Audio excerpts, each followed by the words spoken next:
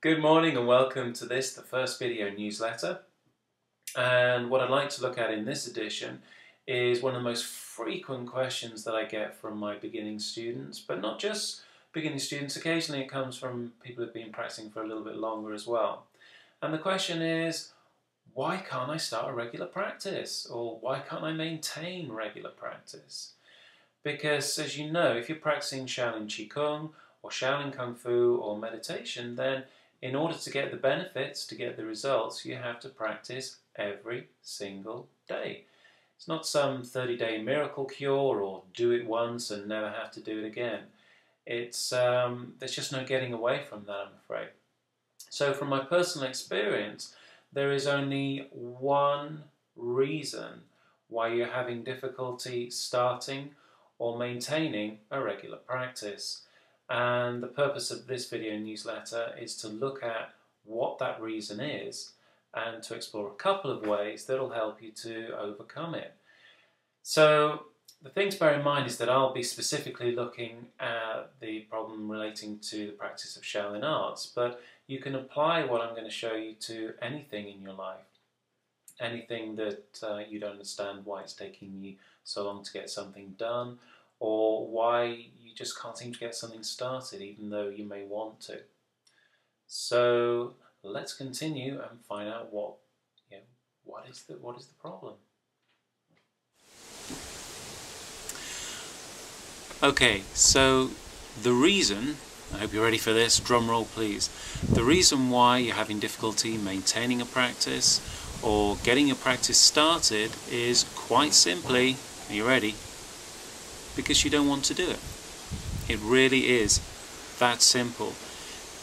You don't want to do it. So let's look at something you can do about that. There are two main options, if you like, and the first one is to quit.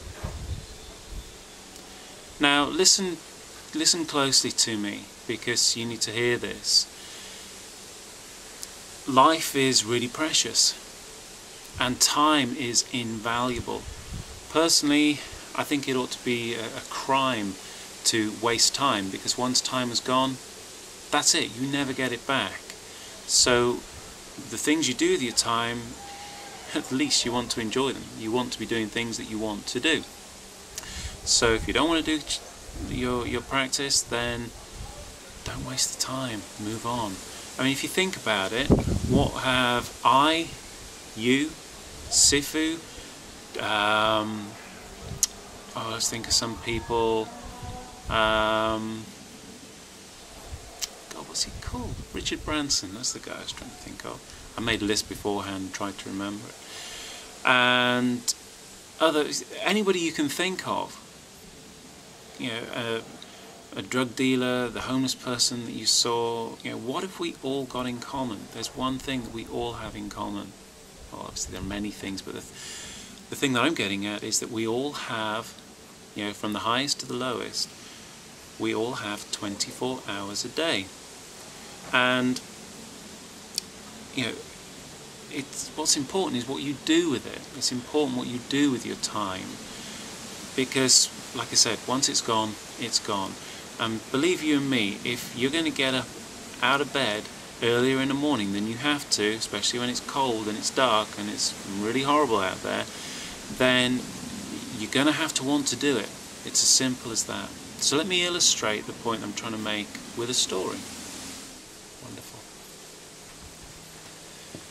So during summer camp 2008, I had many wonderful opportunities to watch Sifu in action and to realise that he doesn't just enjoy the Shaolin arts, he absolutely loves the Shaolin arts. He loves what he's doing. And I think the best example I can give you of this is summer camp 2007.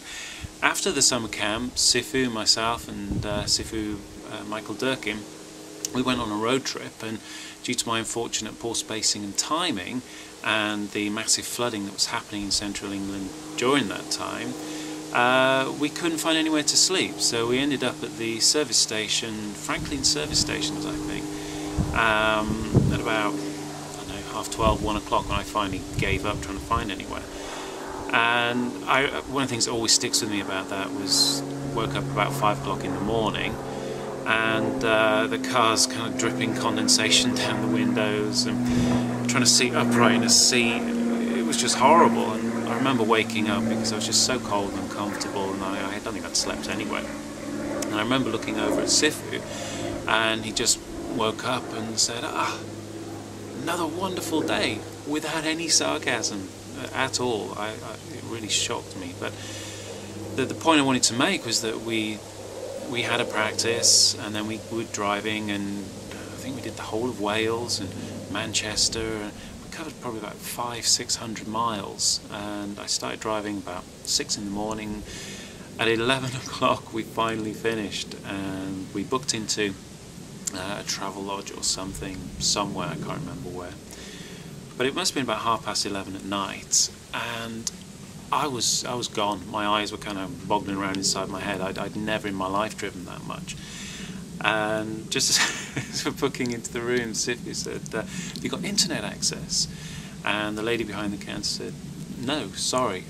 Sifu was very disappointed because he wanted to do some work. And fortunately, he's such an incredibly compassionate man, and demonstrated that by taking one look at the state I was in and saying, "Okay, doesn't matter," because I could tell otherwise we'd have been driving to find somewhere else that did have internet access. And so as we're walking to our hotel rooms, I said to Sifu, "How'd you do it? How'd you do it?" And he said, "Well, Marcus, even if I wasn't getting paid or making a living from what I'm doing, I'd still do it because I love it so much." And I realized then that every successful person is the same thing. They're doing what they love, and they love what they do, and it's important that you do as well.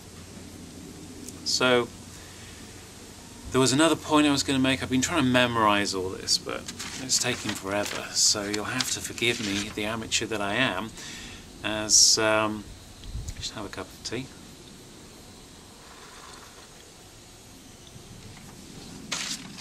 That's the one, excuse me. So the point I want to make is that whilst I personally believe that everybody can benefit from the practice of the Shaolin arts, the Shaolin arts aren't for everybody. I mean, the Buddha himself said that there are 84,000 Dharma doors. In other ways, there are in other words, there are many, many different ways, not just one. And be wary of anybody that tells you that their way is the only way. There are many ways, there are many paths. So it's important that you're honest with yourself, you look into your heart and ask yourself if you really want to practice Shaolin arts, and if you don't, then it's time to move on. There's no point being a round peg and trying to squeeze yourself into a square hole, because it's just not sustainable. You'll quit anyway. It's just, you might as well save yourself some of that valuable time and quit now and find something else that is more appropriate to you.